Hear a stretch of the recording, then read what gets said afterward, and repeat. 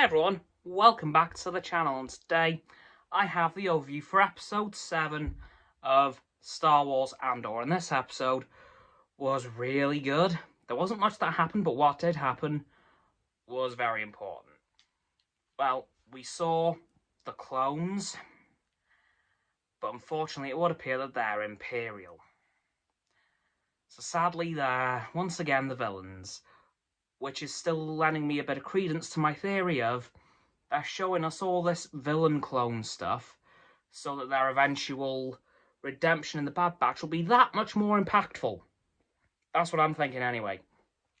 Like when they redeem the clones, when the chips wear off, all of this showing of their villainy during their time under the Empire, it will very much emphasize how much they've gone through to get back to being the good guys.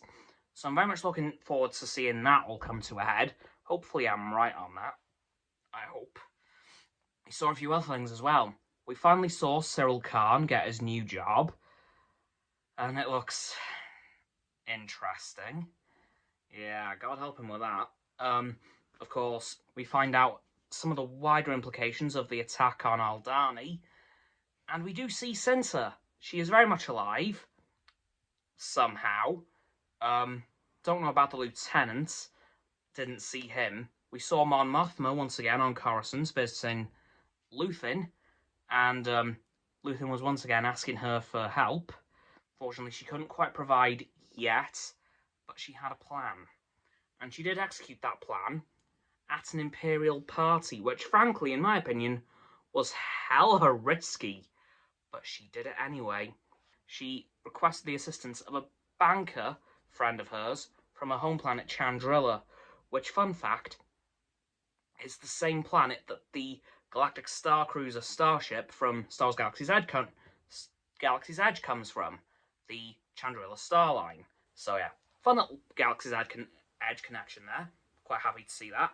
And he kind of agrees to help, but not really. So hopefully that does come to fruition. Lieutenant Ferrix is very much... Lieutenant Mira, I've been saying it wrong this whole time. Ferrix is the planet that Milana One's in. Whoops. Well, the system that Milana One's in. Whoops. So yeah, Lieutenant Mira is very much getting on top of the whole Organised Rebel Alliance thing. And in this episode, she kind of presents her evidence, sort of, to the Imperial Security Bureau.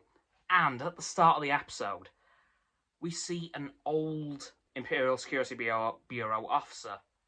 And frankly, I will not be shocked if that man isn't revealed to be Admiral Yularen of the Clone Wars. Now, for those of you who don't quite remember who Admiral Yularen is, although if you've watched the Clone Wars, you will, Admiral Yularen was the Admiral of the 501st Fleet, of course, under the command of Anakin Skywalker, now known as Darth Vader.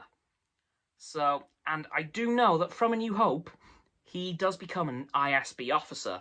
In fact, he is seen in the Death Star conference room with Darth Vader in that scene where he chokes that Imperial officer and Tarkin tells Vader to stand down.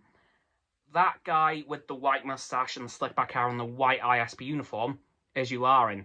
And this guy looked remarkably similar, so I would not at all be surprised if it's him. And if that is him, I'll be very happy about it, because in the Clone Wars, Yularen was awesome. So I just thought I'd throw that little bit in, because that was really cool to me. Yeah, not much else happened in this episode, except for the fact that we saw Vel again, and it looks as if she's now going to be trying to kill Cassian. That's going to be fun, and we know that she won't succeed. And I do want to point out there's been a couple of very interesting locations in this show, including in this episode.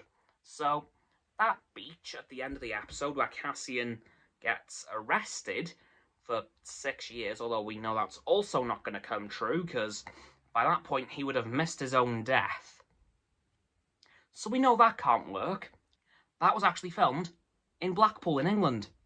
Yep. Love that. And the one that I'm very happy about, which actually has a bit of an F1 connection.